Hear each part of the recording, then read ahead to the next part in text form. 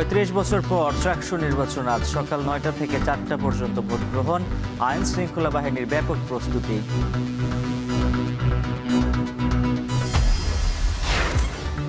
মিরপুরে কারখানা গুদামের আগুনে ১৬ জনের মৃত্যু। মরদেহ শনাক্তে আজ নেওয়া হবে স্বজনদের ডিএনএ নমুনা।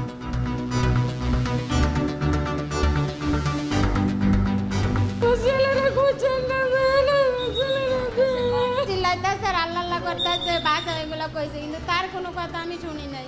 বোন পুতে 3 তলা কাজ করে দূরে খাইতে বলে যাইব না, দূরে খাইতেও যায় না। ঢাকা মেডিকেল আইলাম, চরদি গেলাম, ওইখানে গেলাম, কোনো জায়গায় খুঁজ পাই নাই ওনার। বর্ধিত মাশুল নিয়ে চট্টগ্রাম বন্দর কর্তৃপক্ষ ব্যবসায়ীদের তীব্র বিরোধ। পণ্য পরিবহন বন্ধের হুঁশিয়ারি পরিবহন মালিকদের। যুদ্ধবিরতি চুক্তির পর স্বাভাবিক হচ্ছে ফিলিস্তিনিদের জীবন। গাজায় বিনিয়োগের আগ্রহ যুক্তরাষ্ট্র ও ইউরোপ সহ আরব রাষ্ট্রগুলোর।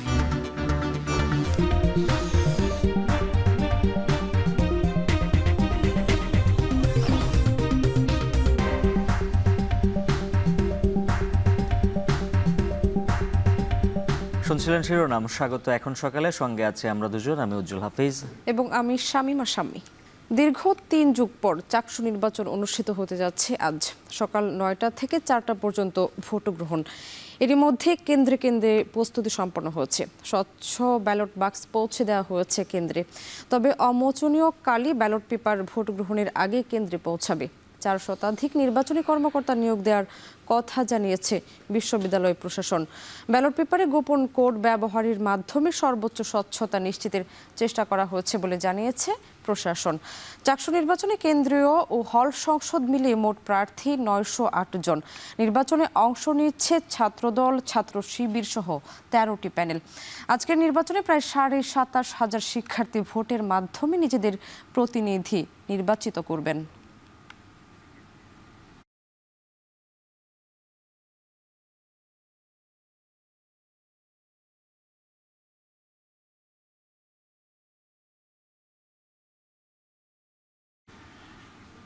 চাকসু নির্বাচনকে কেন্দ্র করে চট্টগ্রাম বিশ্ববিদ্যালয় ক্যাম্পাসে উৎসব মুখর পরিবেশ। সকাল ৯টা থেকে বিকেল ৪টা পর্যন্ত চলবে ভোট গ্রহণ। এ বিষয়ে বিস্তারিত জানাতে বিশ্ববিদ্যালয় থেকে যুক্ত হচ্ছেন শোয়েব রহমান ও ফয়সাল করিম। শুরুতেই যাব শোয়েবের কাছে। শোয়েব, ভোট গ্রহণ শুরু হতে আর মাত্র ঘন্টা দুয়েক বাকি। ক্যাম্পাসে প্রার্থী ও ভোটারের সংখ্যা কেমন দেখছেন? স্বামী, এখনো ভোট গ্রহণের আরো 2 ঘন্টা বাকি রয়েছে, যে কারণে প্রার্থীদের কিছুটা আনাগোনা আমরা দেখতে পাচ্ছি, কিন্তু ভোটারদের উপস্থিতি একেবারে নেই বললেই চলে। এই মুহূর্তে আসলে প্রশাসনিক যারা নির্বাচনী কর্মকর্তা রয়েছেন, সেই নির্বাচনী কর্মকর্তারা ভোট কেন্দ্রগুলোতে যাচ্ছেন এবং তারা ভোট গ্রহণের যে যাবতীয় প্রস্তুতি কেন্দ্রগুলোতে, সেই প্রস্তুতি তারা সম্পন্ন করবেন। আপনাকে যদি একটু দেখাই যে আমরা যেই জায়গাটিতে দাঁড়িয়ে রয়েছি, বিশ্ববিদ্যালয়ের 0 পয়েন্ট থেকে এই সড়ক দিয়েই মূলত ভোট কেন্দ্রগুলোতে শিক্ষার্থীরা যাবেন এবং সেখানে বিশ্ববিদ্যালয়ের প্রধান ফটক অর্থাৎ 0 পয়েন্টের যে প্রধান ফটক রয়েছে, সেখানে আইন শৃঙ্খলা বাহিনীর সদস্যরা এই মুহূর্তে মোতায়েন হয়েছেন। সেখানে তারা জড়ো হয়েছেন এবং কে কোন জায়গাতে কিভাবে কাজ করবেন সেই বিষয়গুলো তাদের ঊর্ধ্বতন কর্মকর্তারা তাদের বুঝিয়ে দিচ্ছেন। এবং এই যে প্রবেশপথটি দেখানো যাচ্ছে, সেখানে বাঁশ দিয়ে এক ধরনের প্রতিবন্ধকতা তৈরি করা হয়েছে। এখানে শিক্ষার্থীদেরকে নিজেদের আইডি কার্ড এবং যাদের প্রথম বর্ষের শিক্ষার্থী যারা, তাদের আইডি কার্ড না থাকলে তাদের ব্যাংক রসিদ দেখিয়ে তাদেরকে এখান দিয়ে প্রবেশ করতে হবে। এবং একই সাথে এই প্রবেশপথটি পার হওয়ার পরে ভেতরে ভোট কেন্দ্র রয়েছে এবং সেই ভোট কেন্দ্রগুলোর 100 মিটার বাইরে কিন্তু আরও একটি ব্যারিকেড দেওয়া হয়েছে এবং সেটির ভেতরে কিন্তু ভোটার ছাড়া, অর্থাৎ ওই কেন্দ্রের যিনি ভোটার, সেই ভোটার ছাড়া অন্য কেউ কিন্তু সেখানে প্রবেশ করতে পারবেন না। এমনকি প্রার্থীও কিন্তু সেই যে বাউন্ডারি রয়েছে সেই বাউন্ডারির ভেতরে প্রবেশ করতে পারবেন না। এবং আপনাকে জানিয়ে রাখি যে আজকের এই ভোট কেন্দ্র নির্ধারণ করা হয়েছে নির্বাচনের জন্য। 5টি ভোট কেন্দ্র নির্ধারণ করা হয়েছে এবং 5টি ভোট কেন্দ্রতে 7টি কক্ষ রয়েছে। সেই 7টি কক্ষের সাথে আরও প্রায় 700টি গোপন কক্ষ বা গোপন বুথ রয়েছে, যেখানে শিক্ষার্থীরা ভোট দেবেন। এবং একজন শিক্ষার্থী 4টি ব্যালট পেপার নিয়ে তারা গোপন কক্ষে প্রবেশ করবেন এবং সেখানে তারা ওএমআর পদ্ধতিতে ভোট দেবেন, অর্থাৎ যে ব্যক্তিকে তারা ভোট দেবেন তার নামের পাশে বৃত্তাকার গোল চিহ্ন থাকবে। সেই বৃত্তটি তারা বল পয়েন্ট কলম দ্বারা করা বা সেই গোপন বুথে সংরক্ষিত যে কলম রয়েছে সেই কলম দিয়ে তারা সেই বৃত্তটি ভরাট করবেন এবং ভরাট করে তারা কিন্তু সেটি এসে ব্যালট পেপারের প্রতিটি ব্যালট পেপারের সিরিয়াল নাম্বার রয়েছে 1, 2, 3, 4 এভাবে 1 নম্বর ব্যালট বাক্সে, 2 নম্বর ব্যালট 2 নম্বর ব্যালট বাক্সে, 3 নম্বর ব্যালট 3 নম্বর, 4 নম্বর ব্যালট বাক্সে ফেলবেন এবং একই সাথে হল সংসদের জন্য যে ব্যালট পেপারটি সেটি কিন্তু তারা হল সংসদের জন্য আলাদা করে একটি ব্যালট বাক্স থাকবে, সেখানে হলের নাম লেখা থাকবে, সেই নাম লেখা নিজের হল যেটি রয়েছে সেই ব্যালট বাক্সে কিন্তু তারা আসলে তাদের ব্যালট পেপারটি ফেলবেন। এইটি করার মূল কারণ হচ্ছে যে বিশ্ববিদ্যালয়ের যারা নির্বাচন কমিশনার রয়েছেন তারা বলছেন যে তারা ঢাকা ইউনিভার্সিটি থেকে যেটি দেখেছেন যে সেখানে আসলে এই যে ব্যালট পেপারগুলো সেগুলো সর্ট আউট করা না থাকার কারণে সেখানে এটি সর্ট আউট করতেই কিন্তু মূলত কিছুটা সময় যায়, পরবর্তীতে যেটি প্রভাব পড়ে আসলে ভোট গণনায়। সেই জায়গা থেকে প্রথমেই তারা এই বিষয়টিকে সর্ট আউট করার জন্য অতিরিক্ত ব্যালট বাক্স দিয়েছেন এবং অতিরিক্ত ব্যালট বাক্স দিয়ে তারা বিষয়টি শুরুতে সর্ট আউট করছেন যাতে করে খুব দ্রুততর সময়ের মধ্যেই ভোটের যে রেজাল্ট সেই রেজাল্টটি তারা করতে পারেন। এবং সেই ক্ষেত্রে প্রশাসন যেটি জানিয়েছে যে ভোট গণনার পরে 6টার দিকে যদি গণনা শুরু হয় তখন থেকে প্রায় 8 ঘন্টার মতো সময় লেগে যেতে পারে রেজাল্ট প্রকাশে। শাম্মী, নির্বাচনের আরো খবর জানতে যুক্ত হব ফাইসাল করিমের সঙ্গে। ফাইসাল, নির্বাচনের নিরাপত্তায় ক্যাম্পাসে আইন শৃঙ্খলা বাহিনীর তৎপরতা কেমন দেখছেন আর সার্বিক পরিস্থিতি কেমন জানাবেন? স্বামী, শুভ সকাল। আজকের ভোটটা আসলে চট্টগ্রাম বিশ্ববিদ্যালয়ের জন্য একেবারে অন্যরকম একটি ভোট, যে ভোটটির জন্য বহুল প্রতীক্ষা ছিল এবং ৩৫ বছর পর সেই প্রতীক্ষার অবসান হতে চলেছে। আজকে চাকসু নির্বাচন, যেই নির্বাচনের জন্য মুখিয়ে ছিল বেশ কয়েকটি প্রজন্ম চট্টগ্রাম বিশ্ববিদ্যালয়ের, তবে শেষমেশ আমরা দেখছি যে আসলে ৩৫ বছর পর সেই চাকসু নির্বাচন অনুষ্ঠিত হচ্ছে। সে কারণে আজকের ভোটটা, আজকের সকালটা চাকসুর জন্য একেবারেই ভিন্ন রকম একটি সকাল। আমরা দেখছি একেবারে বিশ্ববিদ্যালয়ের প্রবেশ পথ থেকে শুরু করে ভেতরে যতটুকু যেসব ভোট কেন্দ্র আছে সব কিছুতেই বাড়তি নিরাপত্তা, বাড়তি সতর্কতা এবং সব ধরনের প্রস্তুতি সম্পন্ন করেছে বিশ্ববিদ্যালয় কর্তৃপক্ষ।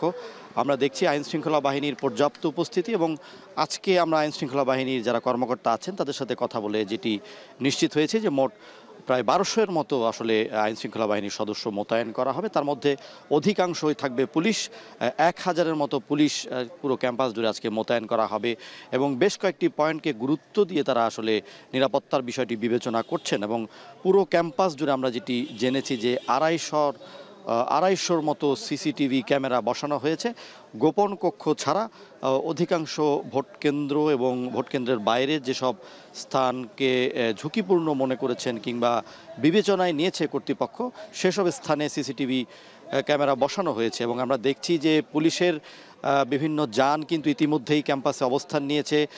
বেশ কয়েকদিন ধরেই আসলে পুলিশের বিভিন্ন যানবাহন এবং যেই আইন শৃঙ্খলা নিয়ন্ত্রণে যেসব যানবাহন সেগুলো কিন্তু রাখা হয়েছিল ক্যাম্পাসে। আজকেও বেশ কিছু যানবাহন এবং পুলিশের যে বাড়তি সদস্য মোতায়েন সেটি আমরা দেখছি। এবং আমরা যেটি দেখছি যে তারা এই 0 পয়েন্ট থেকে এসে আইন শৃঙ্খলা বাহিনীর সদস্যরা যার যেই কেন্দ্রে যার অবস্থান সেই অবস্থানে তারা চলে যাচ্ছেন এবং অধিকাংশ আসলে পুলিশ সদস্য যেটি বলছিলাম, তাছাড়া র্যাব থাকবে এবং অন্যান্য যারা আইন শৃঙ্খলা বাহিনীর সদস্য আছে সেই সদস্যদের আমরা দেখছি। এবং চট্টগ্রাম বিশ্ববিদ্যালয়ে আমরা যেই চাকসু নির্বাচনের আগের যেই বিষয়গুলো, আগের যে পরিবেশ সেটা অনেকটাই সহনীয় এবং স্থিতিশীল বলা চলে। বিশেষ করে বিভিন্ন দল এবং মতের প্রার্থীরা থাকলেও আমরা তেমন কোনো বড় অস্থিতিশীল বা অপ্রীতিকর পরিস্থিতি ক্যাম্পাস জুড়ে দেখিনি। এক ধরনের শান্তিপূর্ণ পরিবেশে আসলে নির্বাচন অনুষ্ঠিত হবে বলে আশা করা যাচ্ছে এবং ক্যাম্পাসেও তার আমেজ, এক ধরনের উৎসব দেখা যাচ্ছে। প্রত্যেকের চেহারায় আসলে একটি অন্যরকম ভোরের যে অপেক্ষার অবসান কিংবা প্রশান্তির এক ধরনের ছাপ আছে, বিশেষ করে যারা শিক্ষার্থী আছেন এবং এই যারা এই সময়ের যারা শিক্ষার্থী মূলত তারা নিজেদেরকে সৌভাগ্যবান মনে করছেন, কারণ বেশ কয়েকটি প্রজন্ম আসলে এই চাকসু নির্বাচনের জন্য অপেক্ষা করেও শেষমেশ কিন্তু তারা এই নির্বাচন দেখে যেতে পারেননি। তবে এই প্রজন্মের যারা আছেন তারা চাকসু নির্বাচন দেখছেন দীর্ঘ ৩৫ বছর পর। সবশেষ নির্বাচন হয়েছিল 1990 সালে চাকসু নির্বাচন এবং এর আগে মোট 6টি নির্বাচন কিন্তু চট্টগ্রাম বিশ্ববিদ্যালয়ে দেখেছে এবং এটি 7মবারের নির্বাচন। বিশ্ববিদ্যালয়ের বয়স 58 বছর এবং 58 বছরে মাত্র 7বার চাকসু নির্বাচন হয়েছে, যদিও নিয়ম অনুযায়ী প্রতি বছর চাকসু নির্বাচন হওয়ার কথা রয়েছে। তো আমরা যেটি আসলে জানি যে এই ভাঙা সড়ক থেকে শুরু করে একেবারে হলগুলোর যে ডালের বাটি সেগুলোর নিয়ে যখন কথা বলার কেউ ছিল না, কিংবা যারা প্রতিনিধি থাকার কথা ছাত্রদের পক্ষে তেমন কোনো প্রতিনিধি কিন্তু ৩৫ বছর ছিল না। বিভিন্ন রাজনৈতিক দলের উপর নির্ভর করতে হয়েছে, কিন্তু সেই ছাত্রদের পক্ষে কথা বলার নির্ধারিত কোনো প্রতিনিধি ছিল না।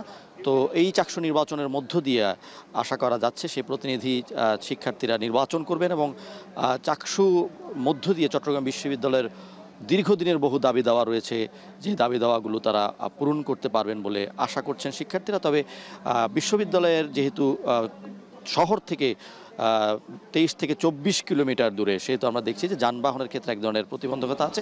সেই কারণে বিশ্ববিদ্যালয় কর্তৃপক্ষ 11 জোড়া শাটল ট্রেন এবং 15 জোড়া বাসের ব্যবস্থা করেছে। এছাড়া অন্যান্য পরিবহনও কিন্তু প্রবেশ করতে দেওয়া হবে, তবে সেগুলো কিন্তু ক্যাম্পাসের যে 0 পয়েন্টের বাইরে সেই গাড়িগুলো অবস্থান করতে পারবে। তো সামনে এই ছিল আমার কাছে চাকসু নির্বাচনের সবশেষ। ৩৫ বছর পর আজ অনুষ্ঠিত হচ্ছে চাকসু নির্বাচন। সেই খবর জানাতে ক্যাম্পাস থেকে যুক্ত হয়েছিলেন শোয়েব রহমান ও ফাইসাল করিম। মিরপুরের ওয়াশিং কারখানা ও কেমিক্যাল গোডাউনে আগুনে অন্তত 16 জনের মৃত্যু হয়েছে, দগ্ধ হয়েছেন আরও অনেকে। এর মধ্যে 3 জনকে ভর্তি করা হয়েছে বার্ন ইনস্টিটিউটে। ভবনের ছাদ বন্ধ থাকায় অনেক শ্রমিক বের হতে পারেননি বলে জানায় ফায়ার সার্ভিস। এদিকে পুড়ে যাওয়া মরদেহ শনাক্তে আজ স্বজনদের কাছ থেকে ডিএনএ নমুনা সংগ্রহ করা হবে। বিস্তারিত মেজবা আতিক লগ্নের প্রতিবেদনে। হঠাৎ করেই পোশাক কারখানায় ভয়াবহ বিস্ফোরণ। মুহূর্তের মধ্যেই আগুন ছড়িয়ে পড়ে পাশের রাসায়নিকের গোডাউনে, আর এতেই পুরো এলাকা জুড়ে ছড়িয়ে পড়ে আতঙ্ক। মঙ্গলবার বেলা 12:15টার দিকে মিরপুরের শিয়ালবাড়িতে একটি গার্মেন্টস কারখানা ও সংলগ্ন কেমিক্যাল গোডাউনে আগুন লাগে। খবর পেয়ে আগুন নিয়ন্ত্রণে যোগ দেয় ফায়ার সার্ভিস। একে একে কাজ শুরু করে 12টি ইউনিট। আগুন নেভানোর সাথে চলে উদ্ধার অভিযান। কেমিক্যাল তো বিস্ফোরণ অনেক জোরে হচ্ছে, মনে করেন উপরে টিন ছিল, টিন উড়া উড়া পড়ে গেছে। দমকল কর্মীদের সঙ্গে কাজে যোগ দেন সেনাবাহিনী, পুলিশ, র্যাব, বিজিবি, স্থানীয় শিক্ষার্থী ও স্বেচ্ছাসেবীরা। ঘটনাস্থলে ছুটে আসেন নিখোঁজ শ্রমিকদের স্বজনরা। তাদের আহাজারিতে ভারী হয়ে ওঠে পুরো এলাকা। বইনপুতে 3 তলা কাজ করে দূরে খাইতে বলে যাইব না, দূরে খাইতেও যায় না। এই যে এটা আমাদের 4 তলায় কাজ করে, এই যে এটা জানি অন্য তো কই আছে আমরা ওদের খুঁজে পাবো। একজন লোক ফোন দিয়ে আবার কইতাছে যে অফিসে সার্কি করে অফিসে আগুন লাগছে। আমি লগে লগে আইসি, আমার ছেলেরা দেখতাম বললে আমার ছেলেরা দেখাই নাই। আমার ছেলেরা খুঁজছেন না, চিল্লাইতেছে আর আল্লাহ আল্লাহ করতেছে, বাঁচা এগুলো কইছে, কিন্তু তার কোনো কথা আমি শুনি নাই। এগুলো শোনার পরে আমি ভাবছি নেটওয়ার্কের সমস্যা, পরে ফোন কাটতে দিছি। কাটতে দেওয়ার পরে আবার ফোন দিছি, 5-6 বার কল ঢুকছে, তারপরে থেকে ফোন বন্ধ। বিকেল 3:30টার দিকে গার্মেন্টস অংশের আগুন নিয়ন্ত্রণে আসে। তবে কেমিক্যাল মজুদের কারণে কেমিক্যাল গোডাউনের আগুন নেভানোর কাজ ব্যাহত হয়। তবু দমকলের বাহিনীরা ধীরে ধীরে নিয়ন্ত্রণে আনার চেষ্টা চালিয়ে যায়। বিকেল 4:30 নাগাদ দ্বিতীয় দফায় শুরু হয় কেমিক্যাল গোডাউনের আগুন নেভানোর কাজ। বিষাক্ত ধোঁয়ায় ঝুঁকি এড়াতে নিরাপত্তা সহকারে কাজ করেন উদ্ধারকর্মীরা। মঙ্গলবার সন্ধ্যায় গণমাধ্যমের সঙ্গে আবার কথা বলে ফায়ার সার্ভিস। জানায় কেমিক্যাল গোডাউনে ঢোকা সম্ভব হয়নি। মানুষের বদলে ভিন্ন প্রযুক্তি ব্যবহারে চলবে উদ্ধার কার্যক্রম। কেমিক্যাল দুর্ঘটনা কিন্তু ফেস করতে হয়, একটু সময় নিয়ে কিছু প্রোটোকল আছে, সেগুলো আমরা মেনে চলতেছি সময় দিয়ে। এটা হয়তো কয়েকদিন সময় লাগতে পারে। এটা কালকে সকালে আমরা আমাদের একটা বুয়েটের প্রতিনিধি দলও আনবো, ওনাদের মাধ্যমেও আমরা ব্যাপারটা দেখব, দেখে আমরা ফার্দার সিদ্ধান্তগুলি নিব। বাট এখন যে অবস্থায় আছে, এটা আমি যেটা বলবো, আমাদের জন্য আপাতত দৃষ্টিতে নিরাপদ মনে হলেও আমাদেরকে সতর্ক থাকতে হবে। স্বজনদের ঘটনাস্থল ত্যাগ করে হাসপাতালে যোগাযোগ করার অনুরোধ জানানো হয়।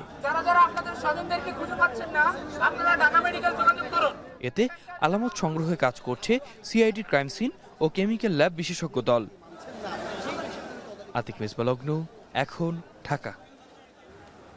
মিরপুরের কারখানা ও কেমিক্যাল গোডাউনে আগুনের ঘটনায় তদন্ত করে দায়ীদের বিরুদ্ধে কঠোর ব্যবস্থা নেয়ার আহ্বান জানিয়েছেন বিএনপির ভারপ্রাপ্ত চেয়ারম্যান তারেক রহমান। এছাড়া ঘটনাস্থল পরিদর্শন করেন জামায়াতে ইসলামীর আমির ডাক্তার শফিকুর রহমান। মঙ্গলবার দিবাগত রাতে দুর্ঘটনাস্থল পরিদর্শনে গিয়ে বিএনপির পক্ষ থেকে আর্থিক সহায়তার ঘোষণা দেন দলের সিনিয়র যুগ্ম মহাসচিব রুহুল কবির রিজভী। কেন বারবার এমন ঘটনা ঘটে তার সুষ্ঠু তদন্ত করে দায়ীদের বিচারের আওতায় আনতে অন্তর্বর্তী সরকারের প্রতি দাবি জানান তিনি। এ সময় তারেক রহমানের পক্ষ থেকেও শোক জানান রিজভী। এর আগে ঘটনাস্থল পরিদর্শনে যান জামায়াতের ইসলামের আমির ডাক্তার শফিকুর রহমান।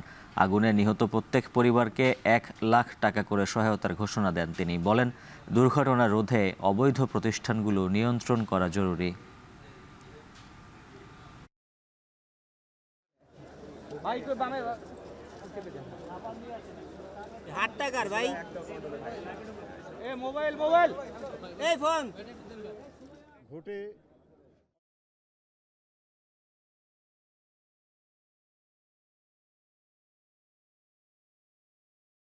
সরকারের কাছে আমাদের অনুরোধ থাকবে, এই ঘটনার আদ্যপান্ত যথাযথ তদন্ত করে যদি এর পিছনে কারো গাফিলতি অথবা কারো কোনো দুর্বলতা থেকে থাকে, বিষয়টা চিহ্নিত করে উপযুক্ত ব্যবস্থা যেন আইনিভাবেই নেওয়া হয়। আপাতত পরিবারগুলোকে যারা নিহত হয়েছেন তাদের মাথা পিছু আমরা ইনশাল্লাহ 1 লক্ষ টাকা করে তাদের পরিবারে পৌঁছে দেব।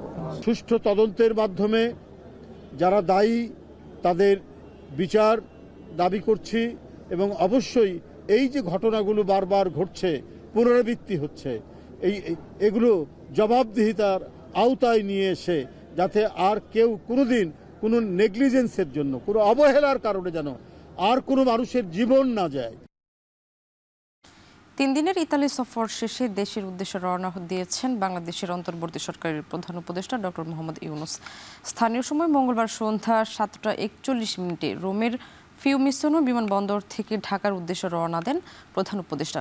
বাংলাদেশ সময় বুধবার সকাল 8:45টার দিকে হজরত শাহজালাল আন্তর্জাতিক বিমানবন্দরে পৌঁছানোর কথা রয়েছে তার। বর্ধিত মাশুল কার্যক্রম নিয়ে চট্টগ্রাম বন্দর ও ব্যবসায়ীদের মধ্যে বিরোধ তীব্র হচ্ছে। নতুন হারে মাশুল আদায় স্থগিত রেখে সবার সাথে আলোচনা করে যৌক্তিক হারে বাড়ানোর আহ্বান জানিয়ে প্রধান উপদেষ্টার কাছে চিঠি দিয়েছেন বন্দর ব্যবহারকারীদের সংগঠন পোর্ট ইউজার ফোরাম। সরকার এতে সাড়া না দিলে বন্দরের কার্যক্রম বন্ধের মতো কর্মসূচি দেওয়ার ইঙ্গিত দিয়েছে সংগঠনটি। বিস্তারিত জানাচ্ছেন হাজেরা শিউলি। বন্দর ব্যবহারকারীদের আপত্তি সত্ত্বেও 1 মাস স্থগিত রাখার পর 56টি সেবার বিপরীতে গড়ে 41% হারে অতিরিক্ত মাশুল আদায় শুরু করেছে চট্টগ্রাম বন্দর কর্তৃপক্ষ। গত 14 অক্টোবর প্রজ্ঞাপন জারির পর থেকে এই সিদ্ধান্তের প্রতিবাদ করে বর্ধিত মাশুলের হার যৌক্তিক করা এবং বর্তমান সংকটকালে একযোগে 41% না বাড়িয়ে 10 থেকে 15% বাড়ানোর আহ্বান জানিয়েছিলেন ব্যবসায়ীরা। যদিও বাণিজ্য সংগঠনগুলোর মতামত ও অনুরোধ উপেক্ষা করে মাশুলের নতুন রেট বহাল রেখেছে বন্দর কর্তৃপক্ষ। এ অবস্থায় বর্ধিত মাশুল আদায় স্থগিত করতে প্রধান উপদেষ্টার দ্বারস্থ হয়েছেন ব্যবসায়ীরা। বন্দর ব্যবহারকারীরা বলছেন, চট্টগ্রাম বন্দর দেশের অর্থনীতির চালিকা শক্তি। তড়িঘড়ি করে বিপুল অঙ্কের মাশুল চাপিয়ে দিলে বৈশ্বিক প্রতিযোগিতায় টিকতে না পেরে দেশের আমদানি রপ্তানি বাণিজ্য মুখ থুবড়ে পড়বে। এক্ষেত্রে সব পক্ষের সাথে আলোচনা করে মাশুল নির্ধারণের আগ পর্যন্ত বর্ধিত হার কার্যকর না করার অনুরোধ করে চিঠি দিয়েছে পোর্ট ইউজার ফোরাম। কম্পিটিটিভ এজটা হারাচ্ছি, ভিয়েতনামের সাথে কম্পিট করতে হচ্ছে, চায়নার সাথে কম্পিট করছি, ইন্ডিয়ার সাথে কম্পিট করছি। ওইসব দেশের চাইতেও এখন আমাদের চিটাগং পোর্টটা এক্সপেন্সিভ হয়ে যাচ্ছে। বড় ধরনের একটা এক্সপোর্ট বাস্কেট যেটা 85% কন্ট্রিবিউট করছে, এই ধরনের একটা সেক্টরকে সরাসরি আঘাত করা হচ্ছে। বিনীত নিবেদন হচ্ছে সরকারের কাছে যে এটা আপাতত স্থগিত রেখে স্টেক হোল্ডারদের সাথে দরকার হলে ধারাবাহিক মিটিং করে একটা যৌক্তিক সিদ্ধান্তে আসা দরকার। এটা পালন করতে গিয়ে আমরা হয়তো আমার যে ক্লায়েন্ট যিনি এই ব্যবসাটা করেন তিনি ক্ষতিগ্রস্ত হচ্ছেন, নিজের চোখে দেখব, কিন্তু আমাদের করার কিছু থাকবে না। তো আমরা সরকারের সংশ্লিষ্ট মন্ত্রণালয় এবং সংশ্লিষ্ট ব্যক্তিদের নিকট আবেদন জানাবো এটি পুনর্বিবেচনা করার জন্য, এটি কার্যকর করার সময় আরেকটু বৃদ্ধি করে দেওয়ার জন্য। ব্যবসায়ীদের অভিযোগ, বিদেশি অপারেটরকে টার্মিনাল দিতে তাদের স্বার্থেই মাশুল বাড়ানো হচ্ছে।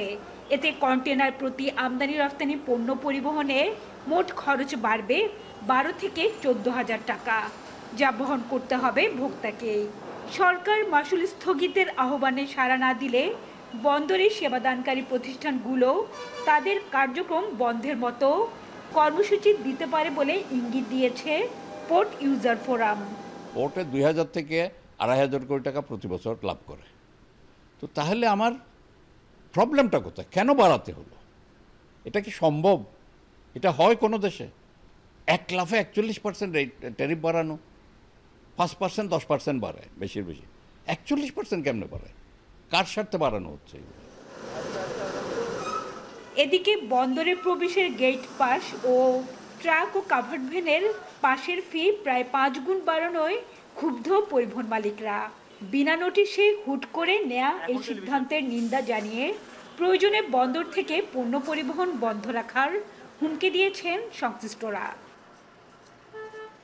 দৈনিক আমাদের ১০,০০০ প্লাস গাড়ি বন্দরে ঢুকেন, তাহলে সেই জায়গায় যদি ৫৭ টাকা ৫০ পয়সা আপনাদেরকে আমরা রেভিনিউ দিয়ে থাকি ঢুকার জন্য, আমরা সরকারকে সহযোগিতা করি। আমরা চাইবো আপনারা ২৩০ টাকার পরিবর্তে ৫৭ টাকা ৫০ পয়সা নির্ধারণ যেটা ছিল পূর্বেটাই রাখবেন, অন্যথায় আমরা আমাদের গাড়ি বন্দরে প্রবেশ করাবো না।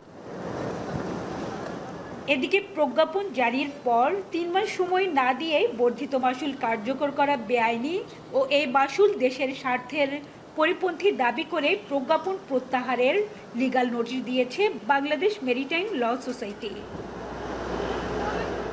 হাজরা শিউলি, এখন, চট্টগ্রাম। প্রতিবছর বর্ষার শেষ দিকে পানি কমা শুরু করলে ভাঙন বাড়ে নদ নদীতে। এতে আর্থিক ক্ষতির মুখে পড়ে নদী পাড়ের হাজারো পরিবার। কেউ হারাচ্ছে বসতভিটা, কেউ বা ফসলি জমি, থেমে নেই সড়ক ও সরকারি স্থাপনা ভাঙনও। যদিও ভাঙন রোধে নানা পদক্ষেপের আশ্বাস দিচ্ছে প্রশাসন। মফিজুর রহমান শিপনের প্রতিবেদন। পদ্মা, আড়িয়ালখা আর মধুমতি নদীর দুপারে শুরু হয়েছে তীব্র ভাঙন। প্রতিদিন নদীগর্ভে বিলীন হচ্ছে বিপুল পরিমাণ ফসলি ক্ষেত, নিঃস্ব হচ্ছে নদীপাড়ের মানুষ। যদিও পানি উন্নয়ন বোর্ড ভাঙন মোকাবেলায় জরুরি ভিত্তিতে বালু ভর্তি জিওব্যাগ ডাম্পিং করছে, তবে এটি প্রয়োজনের তুলনায় অপ্রতুল্য বলে দাবি এলাকাবাসীর। মোটামুটি মেলা জমি চলে গেছে, বাড়িঘর চলে গেছে, গ্রামে 2টা গেছে, পুরো গ্রামে মোটামুটি 90-80 ঘর মানুষ চলে গেছে। বাংলাদেশ 4-5 বছর ধরে বাঙ্গার তালাই আছে, খালি মানুষের জায়গায় খালি কুল কিনারে ধরতেছি যায়। এমনি তো আমাগো বাবা আমাগো কিছু নাই, ভাঙতে ভাঙতে হেন আইছি, একটু যোগ জমি নাকছিলাম তা লদিতে নিয়ে গেছি। জেলা সদর, চরভদ্রাসন, সদরপুর, আলফাডাঙ্গা ও মধুখালী উপজেলা বিস্তীর্ণ এলাকা জুড়ে ভাঙনের চিত্র একই। পানি উন্নয়ন বোর্ড বলছে, জরুরি অগ্রাধিকার ভিত্তিতে জেলার 21টি স্পটে ভাঙন রোধে জিওব্যাগ ডাম্পিংয়ের কাজ চলছে। ইতিমধ্যে 17টি স্পটে কাজ সম্পন্ন হয়েছে, চলমান আছে 6টি। এদিকে ভাঙন রোধে প্রয়োজনীয় ব্যবস্থা নিতে ইতিমধ্যে পানি উন্নয়ন বোর্ডকে নির্দেশনা দেয়া হয়েছে বলে জানান এই কর্মকর্তা। জেলা নির্বাহী অফিসাররা আমাদেরকে প্রতিবেদন প্রেরণ করে এবং তাৎক্ষণিকভাবে অবহিত করে। তাদের প্রতিবেদনের আলোকে আমরা পানি উন্নয়ন বোর্ডকেও বাস্তবায়নের জন্য অনুরোধ করি বা প্রয়োজনীয় ব্যবস্থা গ্রহণের জন্য, এবং পানি উন্নয়ন বোর্ড সেই সব জায়গাগুলোতে তাদের প্রয়োজনীয় প্রস্তুতিমূলক ব্যবস্থা গ্রহণ করে। ভাঙন রোধে দ্রুত প্রশাসনের পক্ষ থেকে কার্যকর পদক্ষেপ নেয়ার দাবি নদীপাড়ের মানুষদের। এখন ফরিদপুর।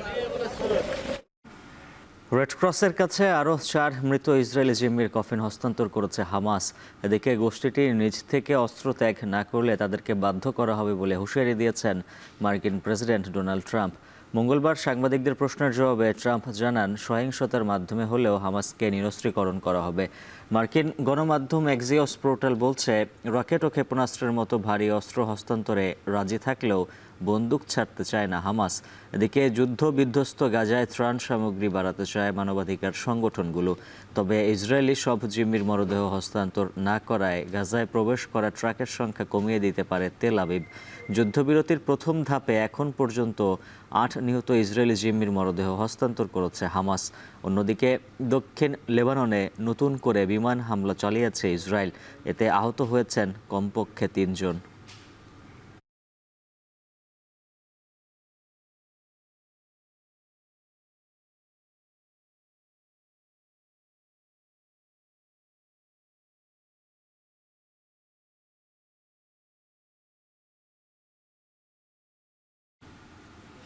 মিশরের শান্তি সম্মেলনে গাজার যুদ্ধবিরতি চুক্তি স্বাক্ষরের পর স্বাভাবিক হচ্ছে ফিলিস্তিনিদের জনজীবন।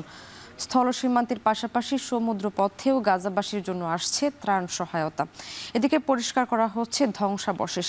উপত্যকায় চিরস্থায়ী শান্তি প্রতিষ্ঠার আশায় আছেন গাজাবাসী।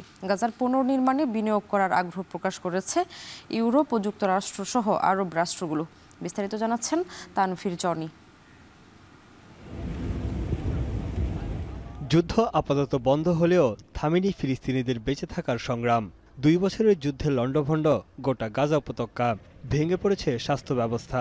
এরই মধ্যে ধ্বংসাবশেষ অপসারণে কাজ করছে জাতিসংঘের বিভিন্ন সহায়তা সংস্থা সহ স্থানীয় বাসিন্দারা। তবে অসংখ্য অবিস্ফোরিত গোলাবারুদ অপসারণের কাজকে ফেলেছে ঝুঁকিতে। ধ্বংসাবশেষের নিচে প্রায়ই মিলছে মরদেহ। জাতিসংঘের উন্নয়ন কর্মসূচির তথ্যমতে গাজা যুদ্ধে প্রায় 5.5 কোটি টন ধ্বংসস্তূপ তৈরি হয়েছে। এগুলো পরিষ্কার করে গোটা উপত্যকা পুনর্নির্মাণে সময় লাগতে পারে কয়েক দশক, আর এতে প্রয়োজন হবে প্রায় 7,000 কোটি মার্কিন ডলার। ইউরোপ ও আরব রাষ্ট্রের পাশাপাশি যুক্তরাষ্ট্র ও কানাডা এতে বিনিয়োগ করার আগ্রহ প্রকাশ করেছে। Estimated damage and rubble throughout the whole of Gaza is in the region of 55 million tons. Another way to put it, apart from the example from Central Park that I mentioned, is also equal to 13 pyramids in Giza. এমন অবস্থায় স্বাভাবিক জীবনে ফিরতে শুরু করেছে গাজাবাসী। ধ্বংসস্তূপের মধ্যেই নতুন করে ঘর বাঁধার স্বপ্ন দেখছে তারা। গাজা উপত্যকায় স্থায়ীভাবে শান্তি প্রতিষ্ঠা হবে এমনটাই প্রত্যাশা ফিলিস্তিনিদের। يؤدي أو يفضي إلى الأمن والاستقرار وإنعاش الاقتصاد لراحة الناس لأن الناس تعبت.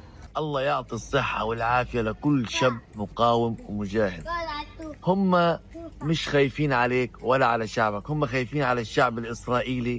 احنا بنشكر جميع الدول اللي ساهمت في وقف إطلاق النار سواء من الغرب أو من الشرق. গাজা শহরের বাসিন্দাদের জন্য বিশুদ্ধ পানি সরবরাহের ব্যবস্থা করেছে জাতিসংঘের শিশু বিষয়ক সংস্থা ইউনিসেফ। যুদ্ধের সময় বোমার হাত থেকে রক্ষার জন্য বিশুদ্ধকরণ পানির প্ল্যান্টটি সরিয়ে নেওয়া হয়েছিল। যুদ্ধবিরতি কার্যকরের পর তা পুনর্নির্মাণ করা হয়। যুদ্ধবিরতি কার্যকরের পর গাজার রাস্তায় মুক্ত ও স্বাধীনভাবে ঘুরে বেড়াচ্ছে বাসিন্দারা। খান ইউনিস সহ বিভিন্ন শহরে বেড়েছে মানুষের কর্মব্যস্ততা। লোকজনের সমাগম দেখা যাচ্ছে স্থানীয় বাজারগুলোতে। গাজার অভ্যন্তরে প্রবেশ করছে একের পর এক ত্রাণবাহী ট্রাক। শুধু স্থল সীমান্ত দিয়ে নয়, সাগরপথেও এখন গাজাবাসীর জন্য আসছে খাদ্য সহায়তা। একটি জাহাজে করে শিশু খাদ্য ও প্যাকেটজাত পণ্যের 900 টন খাবার পাঠিয়েছে তুরস্ক। আকদেনিচ নামের জাহাজটি মিশরের আল আরিশ বন্দরের দিকে রওনা হয়েছে। তানভীর জনি, এখন বিশ্ব। স্বর্ণের রেকর্ড দাম বড় ব্যবসায়ীদের মুখে হাসি ফোটালেও ভাগ্য সুপ্রসন্ন নয় ক্ষুদ্র ব্যবসায়ীদের। এরই মধ্যে মধ্যবিত্তের নাগালের বাইরে মূল্যবান এ সোনালী ধাতু। ক্রমশ ঊর্ধ্বমুখী স্বর্ণের বাজারে ক্রেতা হারিয়ে অনিশ্চিত ভবিষ্যতের মুখে ভারতীয় স্বর্ণকাররা। পাশাপাশি ভারতীয় স্বর্ণের দাম বাড়ছে বিশ্বের বিভিন্ন দেশেও। বিস্তারিত জানাচ্ছেন নুসরাত কামাল। স্বর্ণের দাম হুল ফোটাচ্ছে ভারতের পশ্চিমাঞ্চলীয় শহর আহমেদাবাদে স্বর্ণের ক্ষুদ্র কারিগরদের উপার্জনে। সামর্থ্যের বাইরে চলে যাওয়ায় দোকানে পা পড়ছে না ক্রেতাদের, ব্যস্ততা কমেছে কারখানাগুলোতে। $4,000 মাইলফলক স্পর্শের এক সপ্তাহের মধ্যে বিশ্ববাজারে প্রতি আউন্স স্বর্ণের দাম পৌঁছেছে $4,200 কাছাকাছি। ইতিহাসের রেকর্ড দামের ফলে বহু মধ্যবিত্ত ভারতীয়র নাগালের বাইরে চলে গেছে মূল্যবান সোনালী ধাতু। अभी सोना का बहुत ही ज़्यादा भाव बढ़ने के हिसाब से सोनी का अभी बहुत मंदी है और अभी दागिना कोई लेता नहीं है। ग्राहक में भी बहुत मंदी है और बहुत ज़रूरत वाला होता है वही दागिना थोड़ा बहुत लेने आता है और हमारा पास तो ऑर्डर ही काम आता है।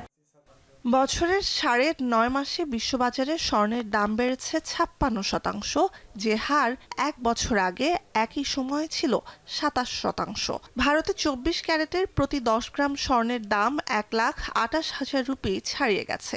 এ অবস্থায় স্বর্ণালঙ্কারের চাহিদা উল্লেখযোগ্য মাত্রায় কমে তো গেছেই, হুমকির মুখে কারিগরদের জীবিকা। तो अभी जो छोटा बड़ा शोरूम होता है तो ऑर्डर ही काम एकदम ही खत्म हो चुका है और अभी जो बड़ा शोरूम है हुआ तो होलसेल में काम चलता है तो बाहर से मंगा लेते उनका पास जाता है तो हमारा छोटा कारीगर का हाल अभी बहुत ही बुरा है। मेरा उम्र 50 साल के ऊपर हो गया है, अब मैं कुछ दूसरा नया सीख नहीं सकता हूँ और यही धंधा करना है हमको। मैं ज़्यादा पढ़ा लिखा भी नहीं हूँ, तो हम लाखों करोड़ों बंगाली सोनी कारीगर हैं, तो उसके लिए कुछ पैकेज जाहिर करें, मेरी सरकार से यही गुजारिश है। সনাতন ধর্মাবলম্বী অধ্যুষিত ভারতে পারিবারিকভাবেই স্বর্ণের গুরুত্ব অপরিসীম। শুধু উৎসব পার্বণে বা বিয়ের গহনা হিসেবেই নয়, বিশ্বস্ত বিনিয়োগের মাধ্যম হিসেবেও সামর্থ্য অনুযায়ী স্বর্ণ কিনে থাকেন সাধারণ ভারতীয়রা। বাজার সংশ্লিষ্টদের মতে দেশীয় চাহিদার পরিপ্রেক্ষিতে স্থানীয় স্বর্ণের দাম এবং ডলারের দাম ওঠানামার মতো বৈশ্বিক কারণগুলোর মাধ্যমে আন্তর্জাতিক পর্যায়ে স্বর্ণের দাম নির্ধারিত হয়। वैश्विक परिस्थितियाँ जिस तरीके से विषम हो रही है, इन सभी के कारण ये दाम की बढ़ोतरी हो रही है। अमेरिका शटडाउन हो चुका है एवं यूरोपियन कंट्री के बीच जो युद्ध का माहौल, रशिया यूक्रेन, हमास और इजराइल और अभी चाइना और ताइवान, यानी ब्रिक्स की संगठन और पब्लिक के अंदर एक सेफ हेवन बाइंग जिसको बोलते हैं गोल्ड और सिल्वर, उसके अंदर उनकी बढ़ोतरी, बस यही कारण है एक्चुअल डिमांड का। और सेंट्रल बैंक जो वर्ल्ड की है उसको भी मैक्सिमम परचेस कर रही है अभी गोल्ड और सिल्वर। 2025 সালে বিশ্ববাজারে ডলার আর অপরিশোধিত তেলের দরপতন এবং বৈশ্বিক পুঁজিবাজার আর বিটকয়েনের অগ্রগতিকে ছাপিয়ে সবচেয়ে ভালো অবস্থানে রয়েছে স্বর্ণ। বিশ্বজুড়ে চলমান রাজনৈতিক ও অর্থনৈতিক অনিশ্চয়তা, যুক্তরাষ্ট্রের সুদের হার কমানো, মুদ্রাবাজারে অস্থিরতা, কেন্দ্রীয় ব্যাংকগুলোতে স্বর্ণ কেনার প্রবণতা বৃদ্ধি, স্বর্ণকেন্দ্রিক বিনিময় লেনদেন তহবিল বা ইটিএফ এর চাহিদা বৃদ্ধি ইত্যাদি নানা কারণে লাগামহীন স্বর্ণের বাজার। নুজহাত কামাল, এখন বিশ্ব। যুক্তরাজ্যে শ্রমিক সংকট মোকাবিলায় বিদেশি কর্মীদের জন্য অস্থায়ী কাজের ভিসা দেবে সরকার। এর আওতায় 82টি মাঝারি দক্ষতার পেশায় সুযোগ থাকলেও বিশেষজ্ঞরা বলছেন এতে সস্তা শ্রমের উপর নির্ভরতা বাড়তে পারে এবং শ্রমিক শোষণের ঝুঁকি রয়েছে। বিস্তারিত শরীফুল ইসলাম চৌধুরীর প্রতিবেদনে। বিদেশি শ্রমিকদের জন্য নতুন সুযোগ তৈরি হয়েছে যুক্তরাজ্যে। শ্রমিক সংকট মোকাবেলায় মাঝারি দক্ষতার 82টি পেশার তালিকা প্রকাশ করেছে দেশটির সরকার, যার আওতায় রয়েছে বৈদ্যুতিক কর্মী, প্লাম্বার, নির্মাণ কর্মী, কাঠমিস্ত্রি, যানবাহন মেকানিক, টেলিকম ও কম্পিউটার সিস্টেম ইনস্টলার সহ বিভিন্ন পেশা। নতুন অভিবাসন প্রকল্পের আওতায় অস্থায়ী ভিত্তিতে 3 থেকে 5 বছরের ওয়ার্ক পারমিট দেবে দেশটি। 3 to 5 years-এর ভিসা হওয়ার সম্ভাবনা খুব বেশি এবং এখানে ইংলিশ ল্যাঙ্গুয়েজ রিকোয়ারমেন্ট কিন্তু লাগবে।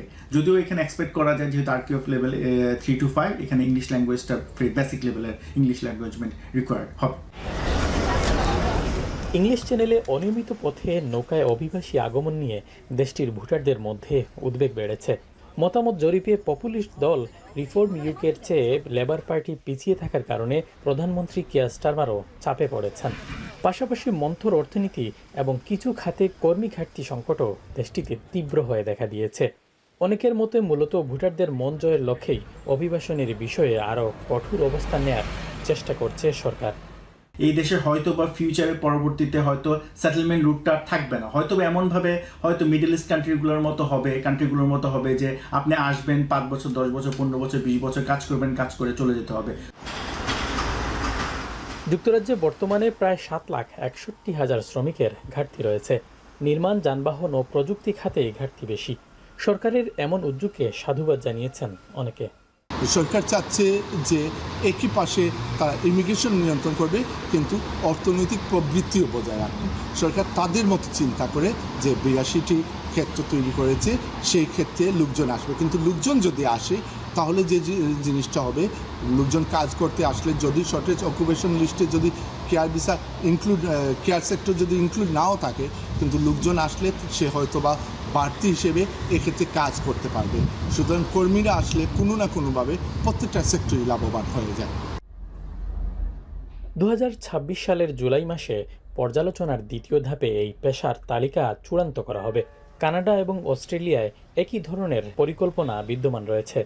এসব দেশে স্বাস্থ্যসেবা, প্রকৌশল এবং দক্ষ বাণিজ্যে শ্রমঘাটতি পূরণের জন্য ভিসা প্রকল্প কার্যকর রয়েছে।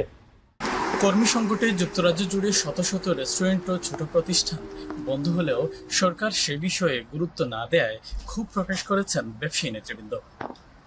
আর বিশ্লেষকদের মতে এই ভিসা নীতি দীর্ঘমেয়াদী সস্তা শ্রমের উপর নির্ভরতা বাড়াবে।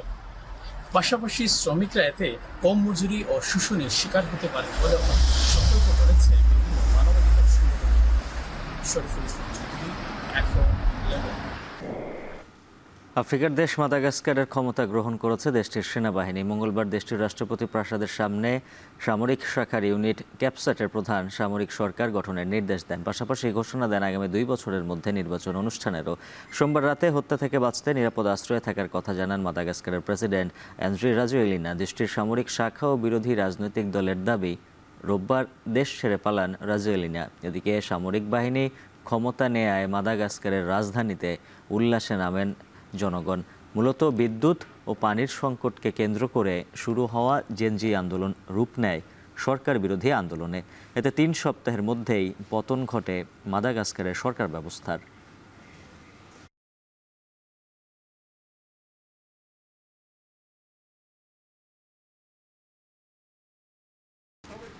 শেষ করছি এখন সকাল। শিরোনামগুলো জানিয়ে দিচ্ছে আরও একবার। 35 বছর পর চাকসু নির্বাচন আজ সকাল 9টা থেকে 4টা পর্যন্ত ভোট গ্রহণ। আইন শৃঙ্খলা বাহিনীর ব্যাপক প্রস্তুতি।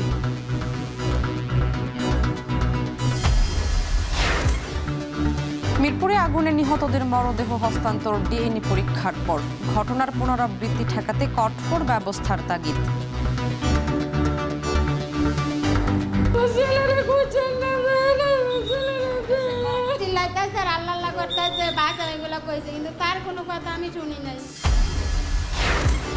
বর্ধিত মাসুল নিয়ে চট্টগ্রাম বন্দর কর্তৃপক্ষ ব্যবসায়ীদের তীব্র বিরোধ। পণ্য পরিবহন বন্ধের হুঁশিয়ারি পরিবহন মালিকদের।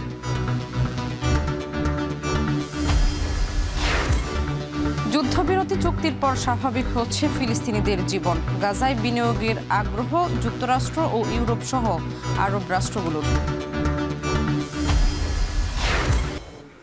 এ ছিল এখন সকালে। এখন টেলিভিশন ওয়েবসাইটে দেখতে ভিজিট করুন www.ekhon.tv। ফেসবুকে দেখুন facebook.com/tv.ekhon আর সরাসরি ইউটিউবে দেখতে ভিজিট করুন youtube.com/c/ekhon tv।